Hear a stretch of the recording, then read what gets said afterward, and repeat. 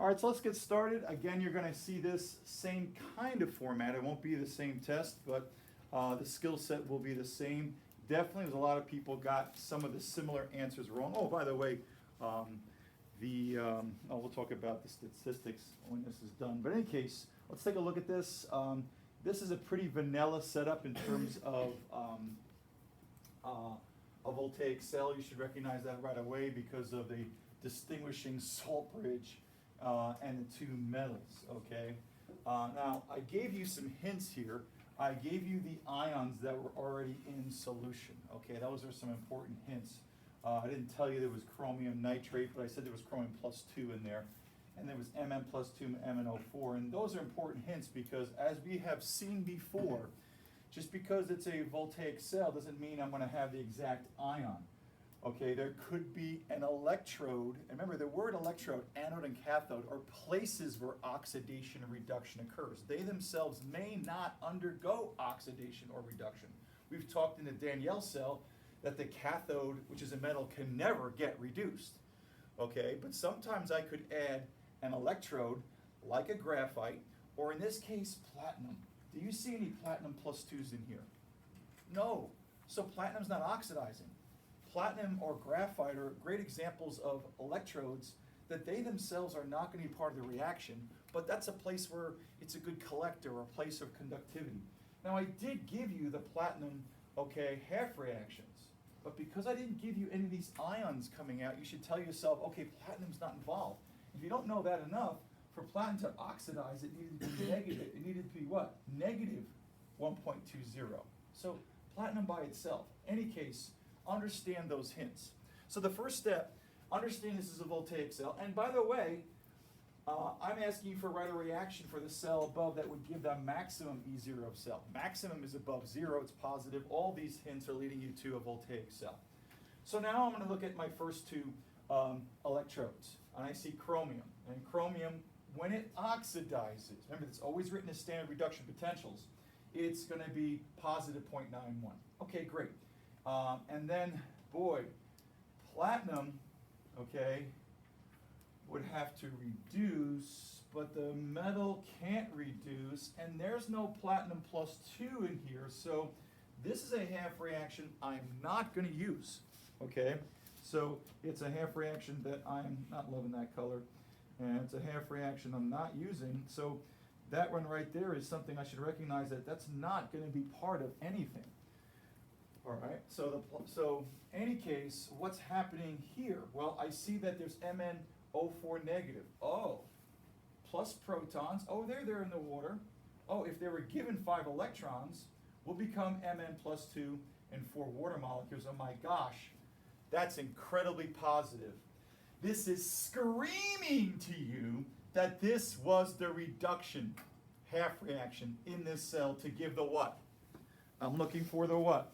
Maximum E0 of this cell, okay? So that's screaming to you, okay? Was there other side reactions? Sure, but I'm looking for the maximum, so that must be my reduction. Now, just so you know, what are we doing here?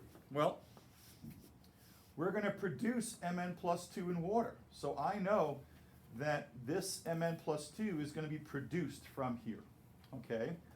And so now I have my two half reactions. If I look at, if I just eyeball it, okay, this is going to be this is the most positive reduction potential, and in reverse, chromium's the most positive oxidation potential. So clearly, all right, my two half reactions, and there will only be two half reactions. Think what a half reaction is. It's half of the redox reaction. Some of you guys added other things in here and made it all complicated. Okay, there's only two half reactions. Two halves make one reaction. Someone is going to lose, someone's going to gain. Okay, the rest of these were there to confuse you, okay, which is a typical AP problem. Now this is by far a lot harder than anything I've ever seen. Okay, so I have Grotzkified this, all right? Any case, that being said, all right, so I know that chromium is going to be my anode. How do I know it's best at oxidizing? Anox. I know my platinum is the cathode.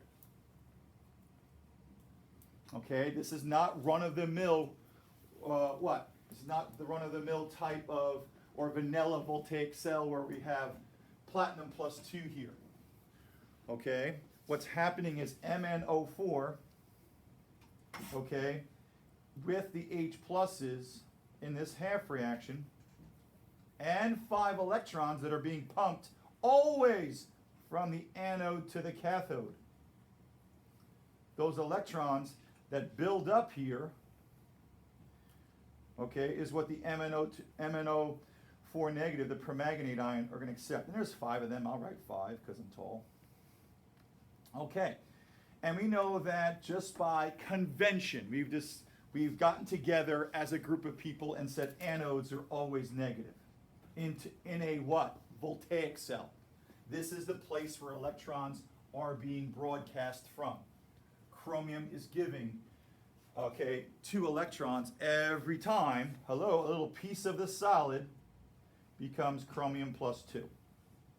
Okay? And so anode to cathode, and of course the cathode by convention in the voltaic cell is a positive. All right?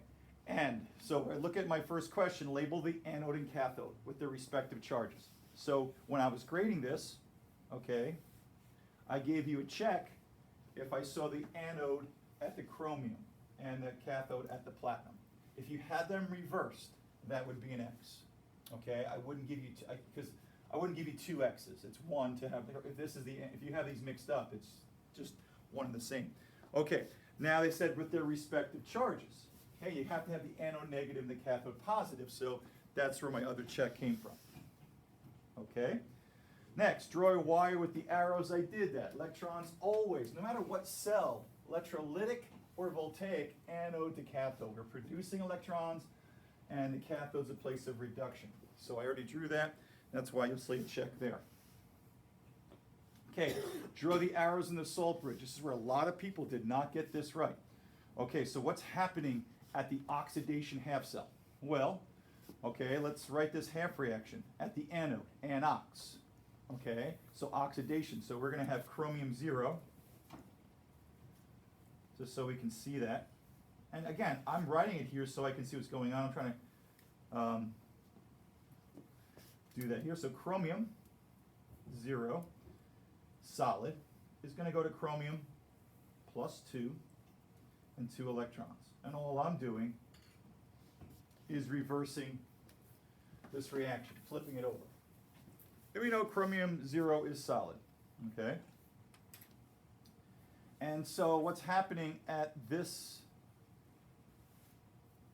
half cell is that positive ions are building up as the electrons are being passed.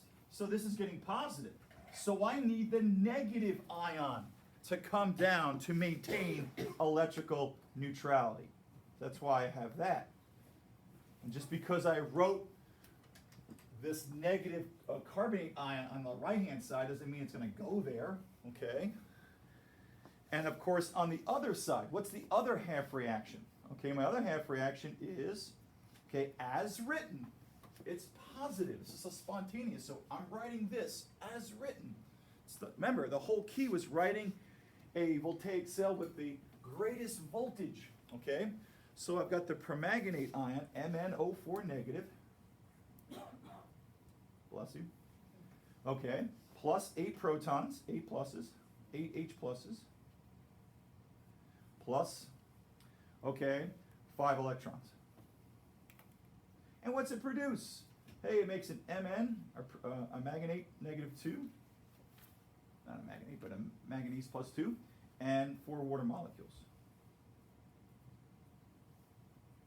Okay, and so if I notice, all right, what's going on here?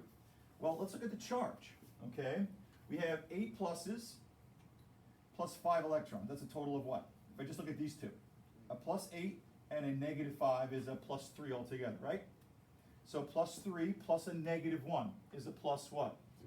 Plus 2 is going to plus 2, okay? Now, that is electrically balanced, but generally speaking, we are creating what in the beaker?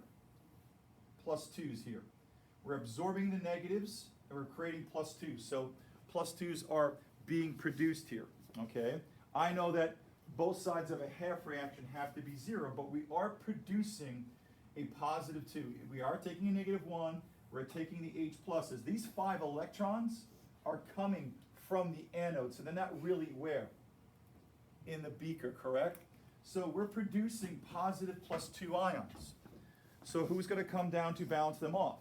Okay, well, we're sort of losing that. So the key was showing the carbonate. Will the sodium come down? Well, not really sure, but if you put it down there, I took it. Okay, all right, because again, we have 8 pluses in solution, and we're creating +2 in solution. Okay, and let's think of it this way. Okay, 8 pluses and a negative 1. So we're +7 in solution, and now we're +2. Okay, so can you see that the positives in solution have decreased? Yeah, so I'm sorry, the Na plus would definitely come down to do that. All right. So the Na plus would come down to replace the positives that are basically being lost in solution. Okay, and there you go. And so this would be the next check. All right, so I needed to see that. Some people forgot to show that. And again, I'm trying to show the sodium moving down this way, the carbonates this way. All right, so that's that. All right, now, some people think that Mr. Grodsky, we're watching this or not in my class, my teacher doesn't allow me to have half reactions unless the electrons are balanced. Well, to get the overall reaction, we have to balance the electrons. All right, so I accept the half reactions as is. Some teachers don't, but you can yell at me later for that. So what I'm going to do is basically, what we have to do is balance the electrons. We're producing 2 here, and we're what? Absorbing 5 here. Okay, so party people, I need 10 electrons, common factor. So I times this by 2, distributive property, and 2 times, I can do this, bad Grodsky. Okay, I'm going to times that by 5, right? And that's going to give me 10 electrons. And I'm going to times this one by 2. That gives me 16 protons and 10 electrons.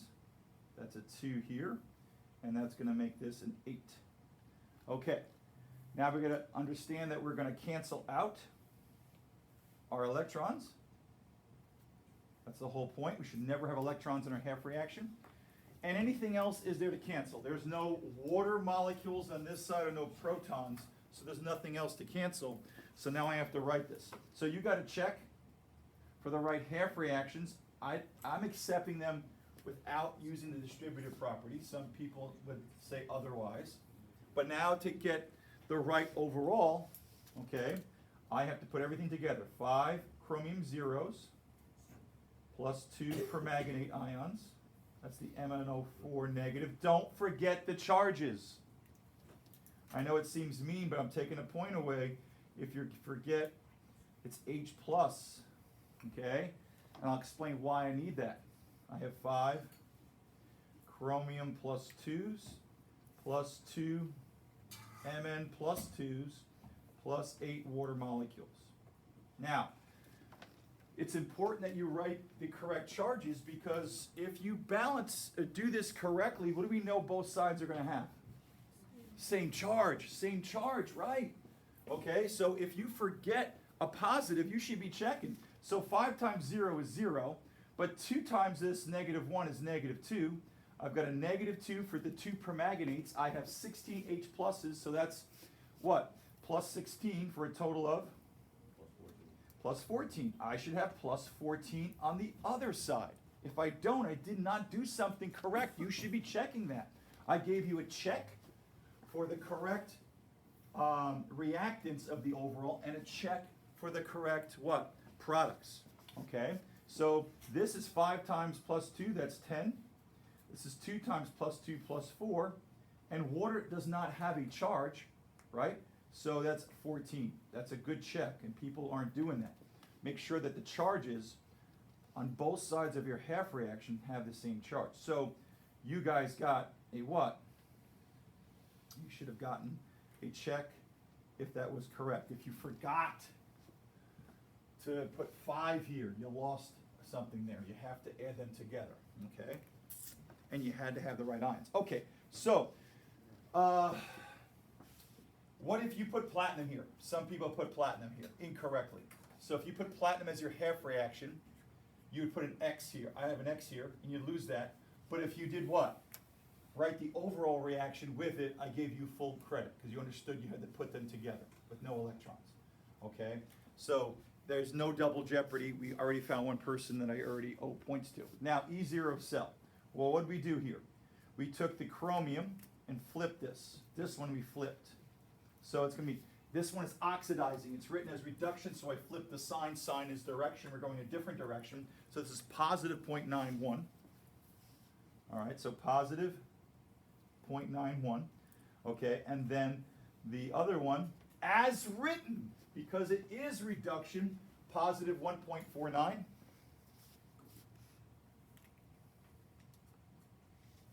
You add them together, and what we do, if I do this rough, and this will be what? 2.40. I accepted 2.4. But party people, you better put a unit. A number without a unit means nothing. So I should see a V there.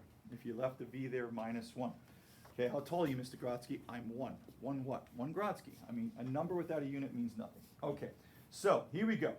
And that's that part. Now, again, if you had these guys flipped, or you had the wrong half reaction here, but this number is right for your work, you should get that right, and I owe you some points. I found some person I messed up on, okay? Because you knew how to do this, you were just using that good skill on something that you made a mistake on. So I'll never, ever double jeopardize you, okay?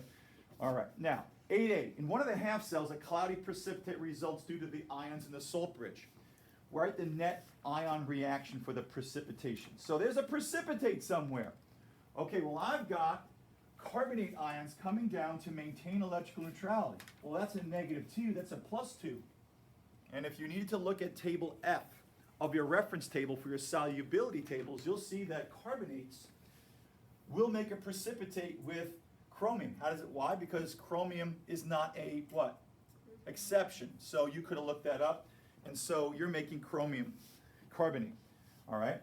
And so it would be chromium, which is +2 aqueous, plus the carbonate, -2 aqueous. Aqueous means it's soluble.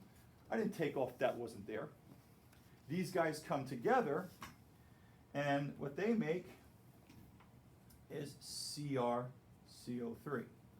The +2 hooks together, and it's a precipitate because it makes a solid. I'm sorry, I did say include phases. Okay, so I needed that. Precipitate. And there's your cloudy crystal. Hey, that's a crystal. They came together. Water couldn't compete for these charges, and they made a crystal lattice, and you can't see through them. That's the cloud. So you got a point for understanding that. Now, if you messed up something earlier, I had to see if I could make sense of how you flipped it. Okay, maybe you said it was MnCO3, which I accepted. So if you had something backwards, okay, in your drawing, what if you had the carbonate incorrectly for this part moving down this way? Oh, okay, Mn+2 would precipitate, and I'd accept that fully, okay? But if you had it this way, I wouldn't accept it. Remember, I'm trying to be consistent based on your work, okay? I'm not doing anything. I can answer phone calls. Hello?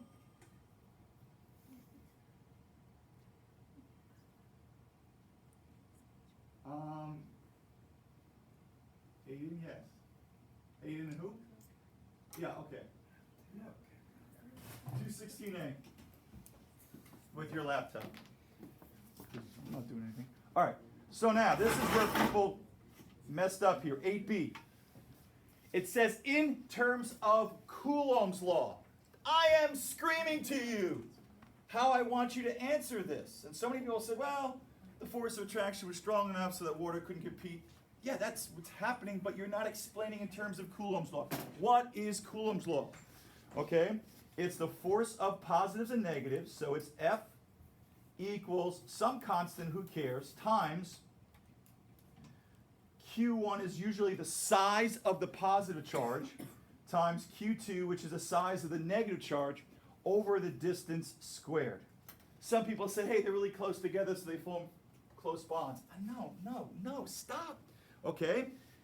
So why do these precipitate? When we first started about precipitates, and I told you the first column on table F, okay? Let's go find table foo-foo, all right, in all of its glory. So if I go find table foo-foo, all right, table F, and I think I have the wrong one here. If I have table F, okay. Okay, if I do table F right here, I showed you guys at some point in time that these solubility rules, okay, are based upon size of charges. Hey, the first column, almost all of these guys are soluble. Look at this, +1, +1, ammonium's +1, nitrogen's -1, -1, -1, -1. If you've got low what? Size of charges, your numerator is low and your force of attraction is low, which means water can get in there and compete for those attractive forces. So what I'm after here is that a +2 and a -2 have what? Have high charges. That's what I need you to say. So in terms of Coulomb's law, how you should answer this is saying because the positives, and there were some people who did, the size of the positive, the size of the negative were both large, the force of attraction was so large that water could not compete. Okay? So I would say that the magnitude, if you want to get magnitude of the positive ion, or the positive ion charge, and the negative ion were large. And I'll say greater than 1. And I could state that, and that explains in terms of Coulomb's law. Larger the positive and negatives, the greater the force of attraction. So the magnitude of the positive ion and negative were large. Thus, if I want to be fancy, pinky out. Thus, the force of attraction was large. Was what? If you want to be fancy, was large enough to precipitate the ions.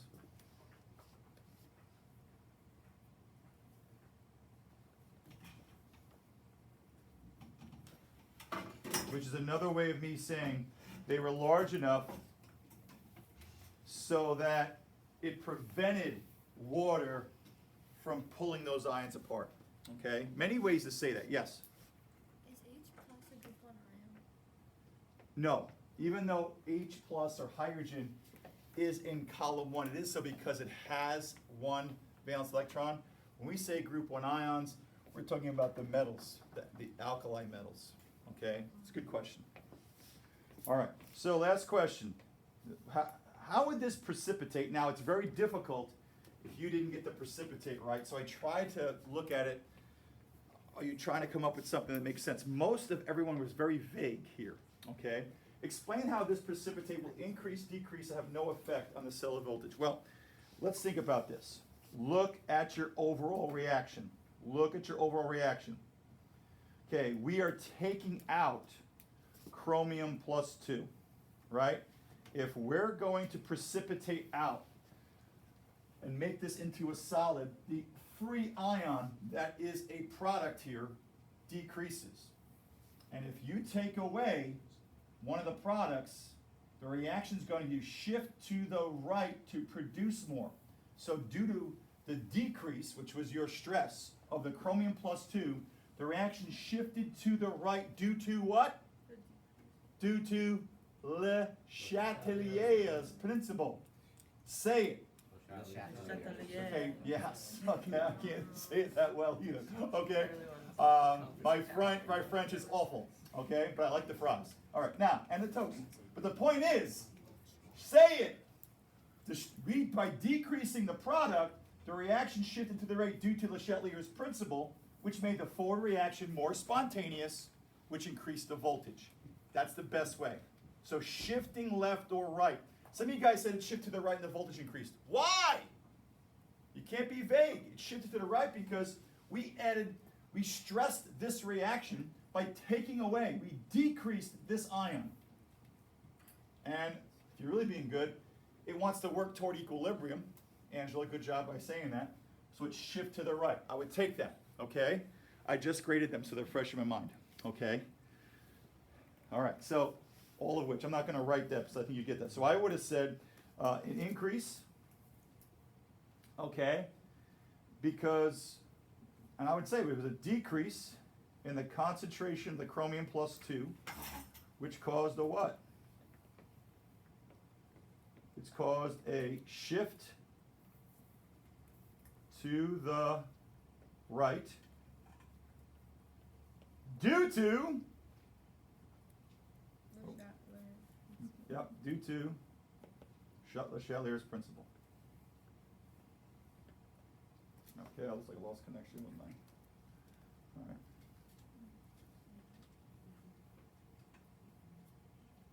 Okay.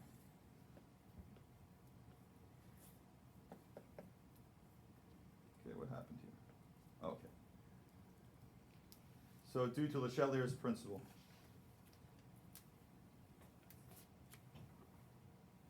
Due to Le Chatelier's principle. And thus, the spontaneity does what? The spontaneity of the forward reaction increases,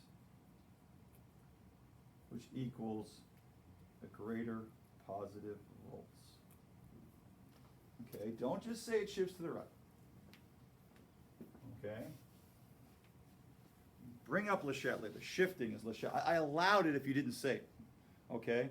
All right. Any questions on first page? All right, here we go. Moving on. Now, notice, party people, this is the same voltaic cell, isn't it? Yes. So, when I first wrote this problem, and I gave it to my AP Central people to say, you know, they thought I was crazy. But I decided that maybe it's easier for you to see the voltaic cell first, right? So the voltaic cell is in there, but I embedded a what? Electrolytic cell in there. And I gave you graphite electrodes. Why? Because graphite's going to be part of the reaction? No. I didn't even give you half reactions for graphite to confuse you. Okay? Oh, did we do a lab with graphite? Okay, so what was the anode in the voltaic cell? It was chromium. And what was its charge? Negative. And oh my gosh, there's a cathode of the what? Voltaic cell, what's that charge? Positive. Now I gave you some hints here. I connected the anode of the battery, to what? Cathode of the electrolytic cell, because I'm driving the reaction. So anode goes to what? Cathode, right. Oh, if the anode is negative, this must make this what? Negative. Oh my gosh, I've got the cathode of the body, and it must be attached to the what? The anode of the electrolytic cell. And because the cathode is positive, the anode must be positive. A lot of people got this right, but too many people lost points here. And so, party people, I gave you the check. For the voltaic cell again. All right, some people changed it. Some people said, oh, no, this is now different. No, it's the anode and cathode of the voltaic cell is still there. People changed it. So a check for the what? Anode and cathode of the voltaic cell, electrolytic cell. I was screaming to you with graphite electrodes. What electrode could I use that'd be inert? Oh my gosh. Yes, I could do that. Just saying. All right. All right, so now, charges. Okay, you got what? Check again for the right charges for the anode and cathode of both of them. That's 4. Okay? Now draw arrows. Electrons always flow from what? Angela, anode to cathode, right? Okay. And so, look how cool this is. We got the anodes on one side, okay, when you break it down. And so, you got 2 checks there. Sorry, Angela. I just remembered that like, oh, she's going to be mad at herself. All right. Now, the movement of M2. Well, we should know that the M2 is what? From the previous, made. But what happens at the cathode? Are we pumping electrons? Isn't this guy going to be attracted to that? Have we ever seen a positive metal ever plate onto the cathode? Have we done a lab with that? I don't know. Okay, so I needed to see something like that. Okay, now, and the bubbles for oxygen. Well, oxygen's going to be made. I'm telling you, it's a gas. So, oh, my water must be getting what? Water must be getting what? Oxidized. What's the value of the oxidation of water? Negative. That means it doesn't happen without what? Being forced to. These are aqueous solutions, so I need water to oxidize. That must occur where? At the... I need it to oxidize. Anox. I need water to be oxidized where? At the anode, where energy is being provided, because this will be negative 1.23. So I need the anode of the electrolytic cell. And that's where we're going to have oxygen bubbles. You need power and energy from the battery to force water to get what? Made into oxygen. And that's where this check came from, right down here. Now, where is it going to be plating? Well, wait a minute. This is cathode reduction. It's negative because we're pumping electrons here. The Mn plus 2 is going to plate. Oh, what was the unknown metal collected later in the questions? Okay, yes. It's a beautiful test. It comes together. All right. All right. I didn't down. This is like beautiful. This is beautiful. It's such a beautiful thing. Okay, sorry. Okay, so that's what I got there. All right. Here we go. Now what we're going to do is we're going to find what element may have what? Been collected at the cathode. We're going to have to do electrolytic cell calculations. Okay, is there any bells today? Yeah. Okay, so we'll work to the bell and I'll finish this. Okay, but in any case, what do they give me? They gave me the density. We know how to get this density? 7,430 kilograms per meter what? Cubed. I want to get to what? Grams, because we wanted an atomic mass in grams, so kilogram goes here, gram goes here, and there are 1,000 grams, smaller unit, bigger number, and I want to get rid of what? Meter cubed. And I gave you this, right? I gave you that stuff right here. Okay? So party people, and people that want to get to the party just don't know where it is. I don't know where it is either, but I'll get there. Okay, there is, for one of these, there is what?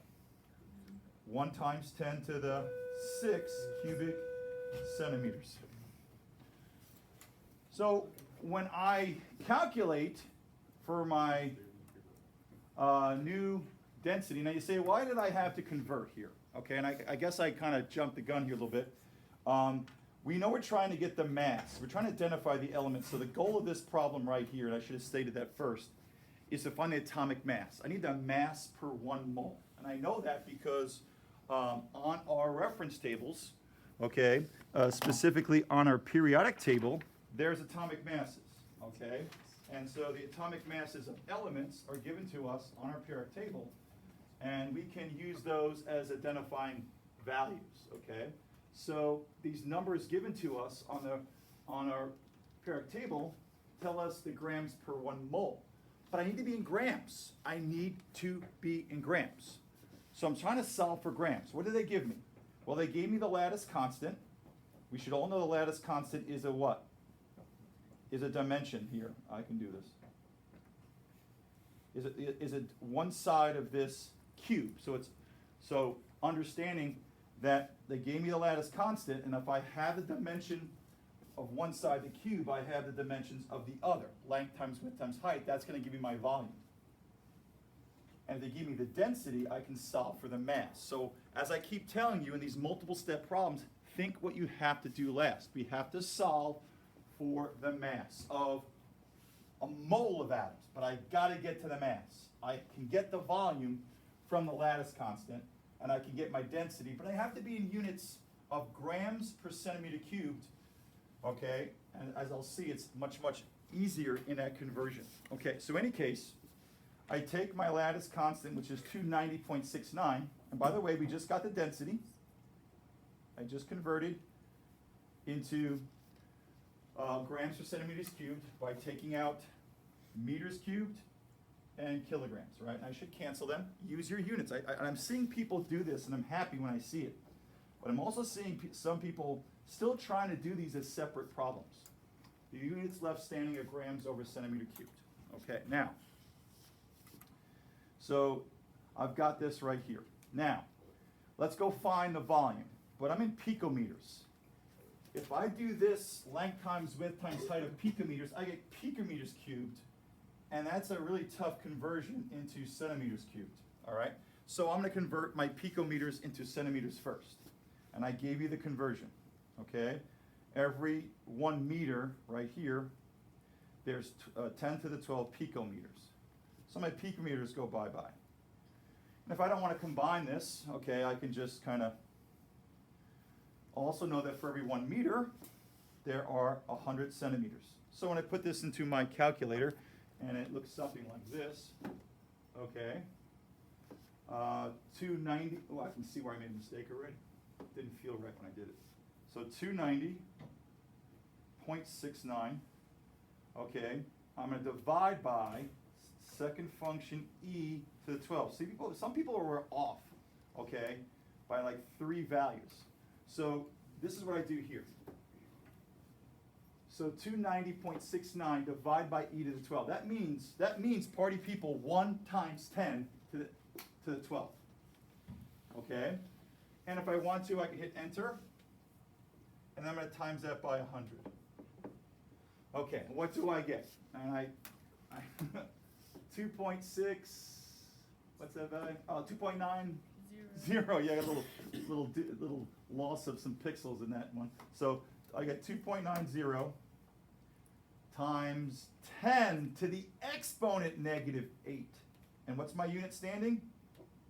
Centimeter. Let's go find the volume in centimeters cubed. This is exciting. How do we do that? Length times width times height, or cubit. So take that number. Go to this old calculator, hit math. I think yours works the same way. Hit, I think, 3. That was pretty cool. They did it 3 for 3 cubed. So answer cubed, and I get my volume now. Okay, I guess I was pretty aggressive on that arrow. Okay, so I get 2.45, and I'm sorry for those that I'm rounding. These numbers are just too big. 2.46 times 10 to the -23. And I did look at your work, and this is centimeters what? Cubed. So party people, when you multiply density times volume, centimeters go bye-bye, and we finally got the grams. Party people, if I left it in picometers cubed, and we had meter cubed, I mean, I don't know how to go there. All right, so that's why we were driven by that. So I have this in my calculator ready, so I'm going to times it by 7.43 to get the mass of the what? Of the unit cell. Body center has how many atoms? 2. All right, but I need it for a mole of atoms. So I'm going to times this value. I'm getting excited, sorry. 7.43. And enter. And now I've got, what did I solve for? I solved for the mass, which is what? Just change the color here. 1.83 times 10 to the -22. What's my unit? But this is per how many atoms in this unit cell?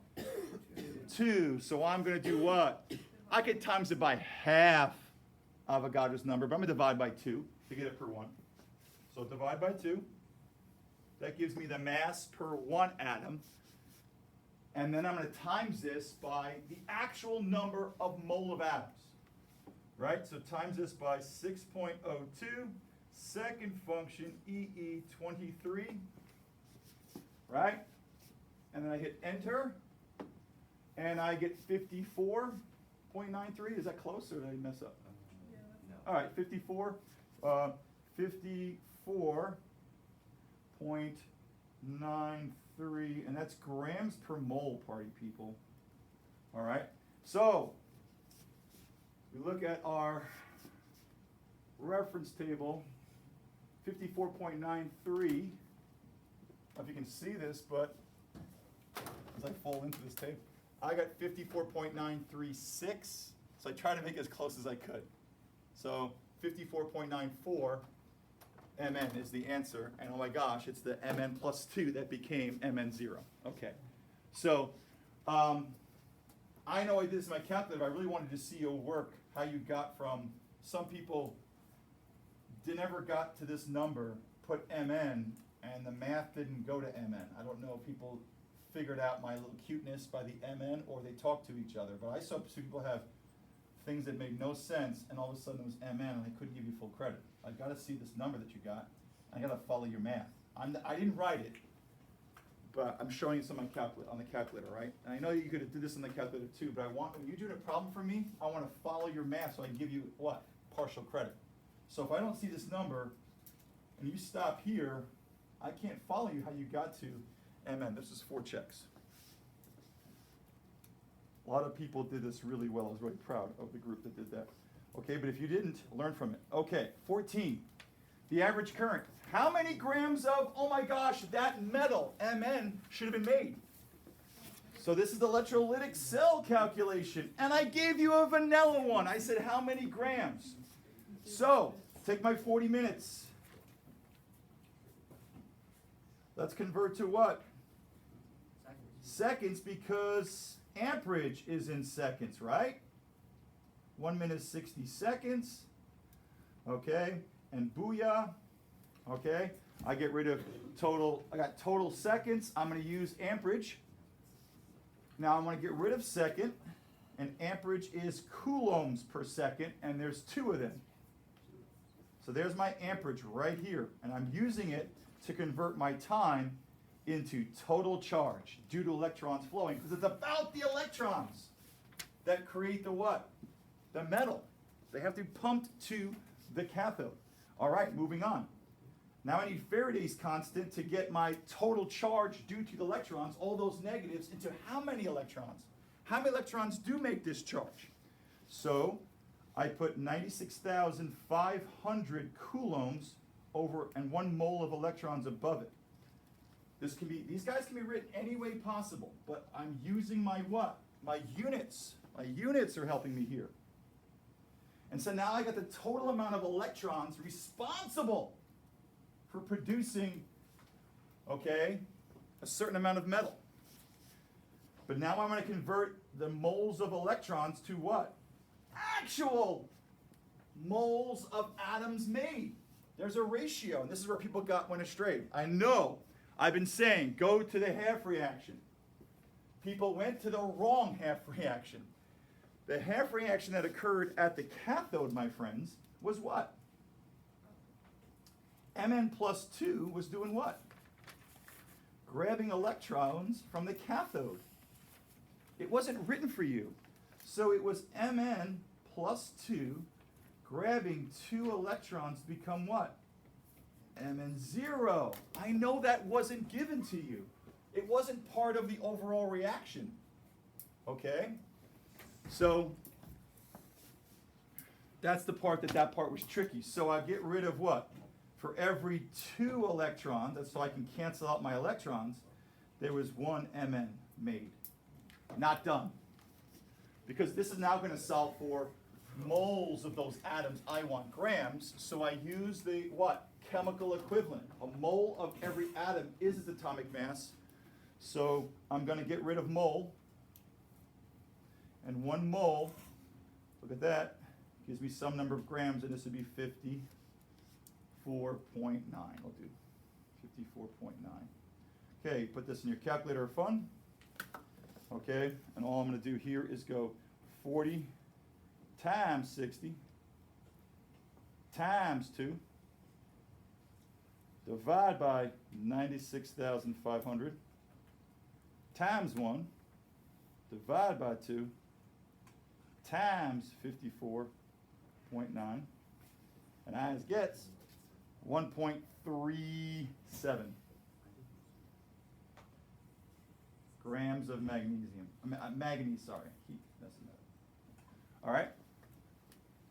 That we should have gotten. Now, if you did a different, if you said it was boron or something else, okay, which I think is kind of boring, but if you said it was boron, okay, you would have a different ratio, possibly, and a different atomic mass. You possibly could have gotten full credit if you picked a different element. Where people made the biggest mistake here. This is a 3-check question. Check, check, and I'm looking for this ratio here. Everything else is good except for this ratio. It's 2 out of 3 checks. Okay? All right. Now, hello, what effect would the precipitation, or in this case, making of manganese, so if Mn plus 2 was grabbing 2 electrons to make Mn0, how would this affect the voltaic cell? Let's go back, party people. Back. We go back to our voltaic cell, okay, which is, just clean it up. We're producing Mn plus 2. Uh-oh. So in our overall reaction, if Mn plus 2 is going to get what? If I put an electrolytic cathode here and take the Mn plus 2 away, what's going to happen? Will move to increase the amount of Mn plus 2. Therefore, it will shift to the, due to the Chatelier's principle, which makes the voltage increase. That's right. Now, if you said it correctly because of the way that you did it incorrectly, I tried to grade that with no double jeopardy. That was difficult. Okay? So this would decrease the Mn plus 2 concentration in the voltaic cell. It's a product.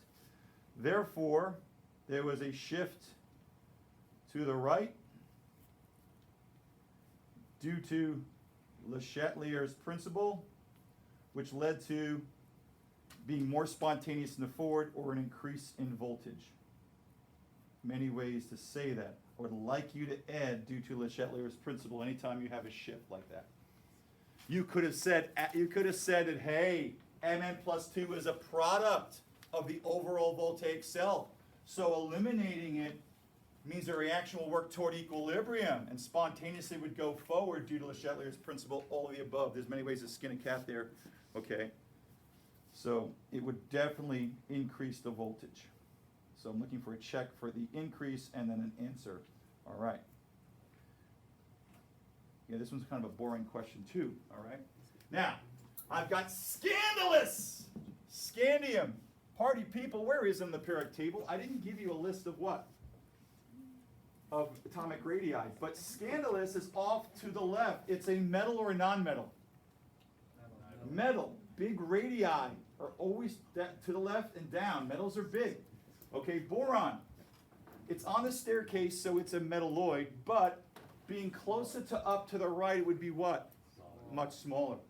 So we're not. So I was trying to get that to you, that these guys have a great difference in size of charge. So it's going to be an interstitial. It's going to be one where it's so small it'll fit inside. So that's A. By the way, this would be ionic.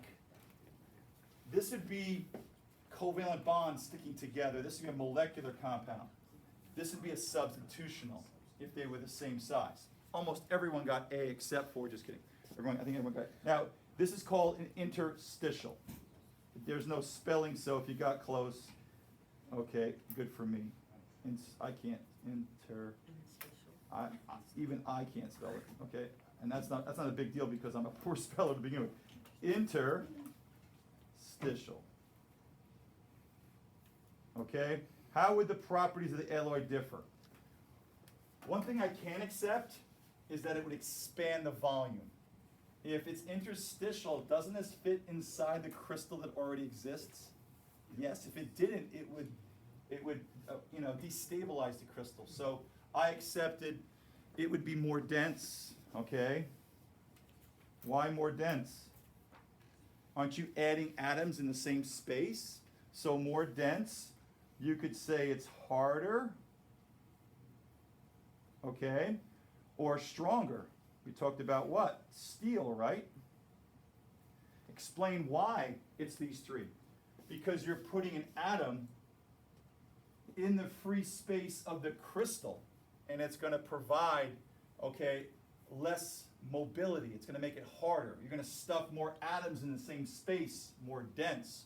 So all those three things would work for me: stronger, harder, more dense. And the reasoning is that you're filling open spaces. You don't have to say exactly like this. Open spaces in a crystal with more atoms. With atoms. Okay, something along those lines. Interstitial, the best example is steel. By adding carbon in between the iron it makes the steel stronger. It won't slide, okay? Yes, it makes it more dense for sure. It's going to be harder. And someone actually said it's less malleable. I'll take that. You know, if you can't shape it as much, although you can actually heat it and do that. I'll take the less malleable. That was actually good there. All right? So those are my thoughts as we go through this. I hope that helped.